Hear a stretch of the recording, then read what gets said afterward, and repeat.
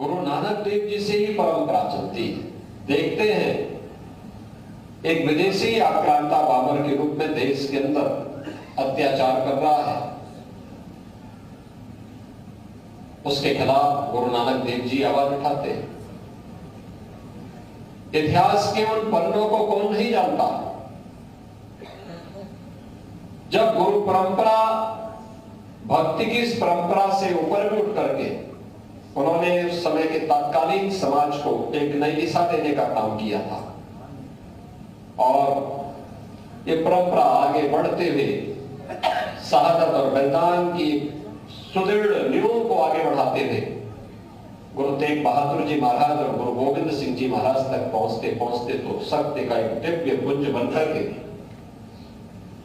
न केवल सनातन धर्म की रक्षा के लिए बल्कि भारत की रक्षा के लिए अपने आप को बलिदान करने में कभी चूकी नहीं। गुरु तेग बहादुर जी महाराज ने उस समय कश्मीर को बचाया था। उस समय के अत्याचार से कांप रही सनातन धर्मावलंबियों को एक नया जीवन दिया था। और उस समय कश्मीरी पंडितों को इस बारे में कहा था, जिनको एक हुक्म मिला था कि उन्हें इस्लाम स्वीकार करना है। कश्मीरी पंडित भटक रहे थे, कहां जाएं, कौन शरण देगा।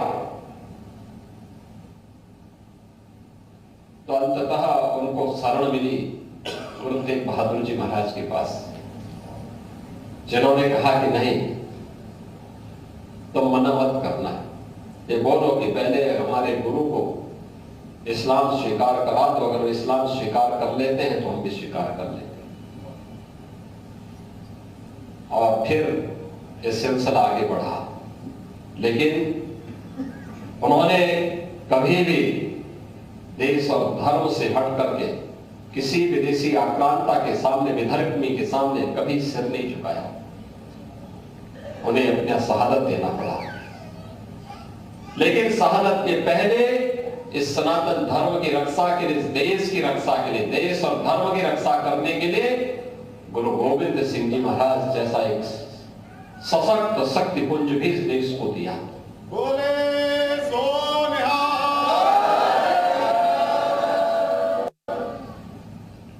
उनके चार चार साहबजादे, माता गुजरी के साथ क्या नहीं बीता था, क्या नहीं हुआ था। लेकिन हम हमारे ही हैं प्रधानमंत्री मोदी जी के,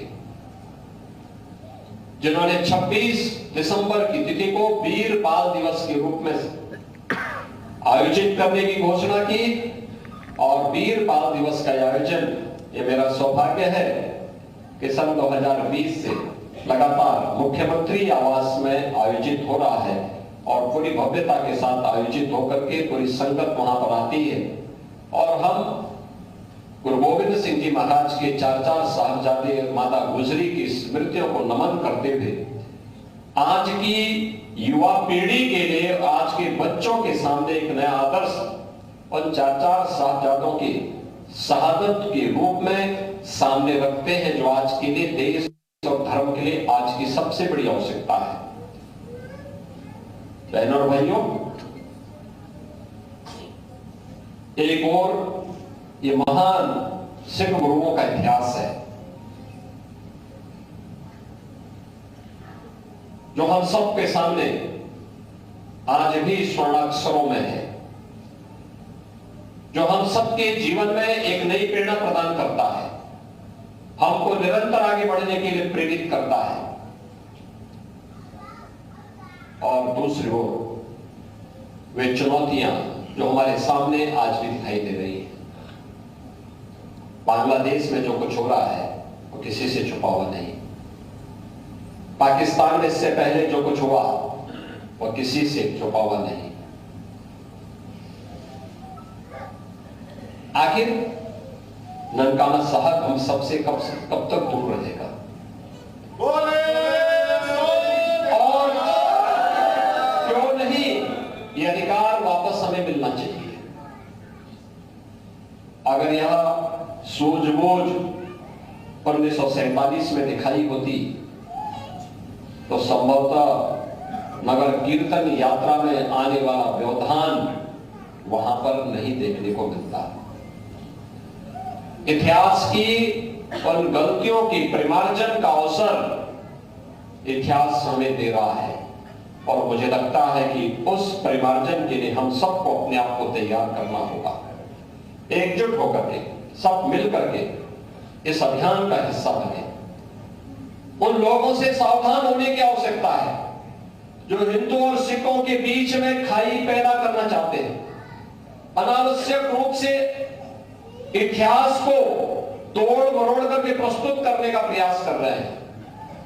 हमें गुरु परंपरा के प्रति श्रद्धा का भाव रखते हुए इस बारे में अपने आप को तैयार करना है कि गुरु परंपरा गुरु नानक देव जी से लेकर के गुरु गोविंद सिंह जी महाराज तक और जो शहादत की लंबी परंपरा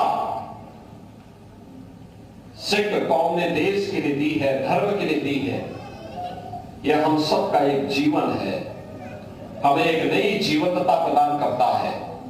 हमें उसका अनुसरण करना है, उसको अपना इतिहास मानना है, उसका अपने जीवन का हिस्सा मानना है और वही हमारे लिए आने वाली पीढ़ी के उज्जवल भविष्य के लिए एक आधार हो सकता है। अगर हम उसका अनुसरण करेंगे तो दुनिया की कोई ताकत, कोई भी ताकत आपका बाल नहीं कर पाएगी, क्योंकि गुरु परंपरा में दिव्य विभूतियां थी, उनकी साधना हम सबकी शक्ति का आधार है। आज भी जब मैं देश और दुनिया के अंदर सिखों को देखता हूं स्वावलंबन के साथ, आत्मनिर्भरता के साथ कार्य करते हुए देखता हूं तो मुझे अच्छा लगता है। यही गुरु प्रसाद है, यही गुरु का आशीर्वाद है, यही गुरु की परंपरा का अनुसरण करने का परिणाम है कि आपकी श्रद्धा ने गुरु के आशीर्वाद के रूप में सबको आगे बढ़ने के लिए, एक खुशहाल जीवन जीने के लिए एक नई प्रेरणा प्रदान की है। आज के इस अवसर पर मैं एक बार फिर से गुरु तेग बहादुर जी महाराज की शहादत दिवस पर उन्हें कोटि कोटि नमन करता हूं और यहां पर आप सभी वरिष्ठ जनों से एक बात का अनुरोध करूंगा कि 26 दिसंबर को मुख्यमंत्री आवास पर फिर से वीर साहबजादा दिवस का कार्यक्रम आयोजित होना चाहिए और कार्यक्रम की जो श्रृंखला है निरंतर आगे बढ़ती रहनी चाहिए, क्योंकि ये एक इतिहास है। उस धरोहर को आगे बढ़ाने की आवश्यकता है। वर्तमान की युवा पीढ़ी को बताने की आवश्यकता है कि देश और धर्म के लिए उम्र बाधा नहीं बनती है। 7 साल, 9 साल, 11 साल और 14 साल की उम्र भी देश और धर्म के काम आ सकती है और वह कार्य गुरु गोविंद सिंह जी महाराज के चाचा साहबजादों ने किया था। उन्हें स्मरण करने का एक अवसर वीर साहबजादा दिवस हम सबको प्रदान करता है। इस अवसर पर मैं आप सबको वहां पर आमंत्रित भी करता हूं। आपको एक बार फिर से अभिनंदन करते हुए गुरु तेग बहादुर जी महाराज की शहादत को कोटि कोटि नमन करते हुए विनम्र श्रद्धांजलि अर्पित करता हूं। धन्यवाद। जय हिंद।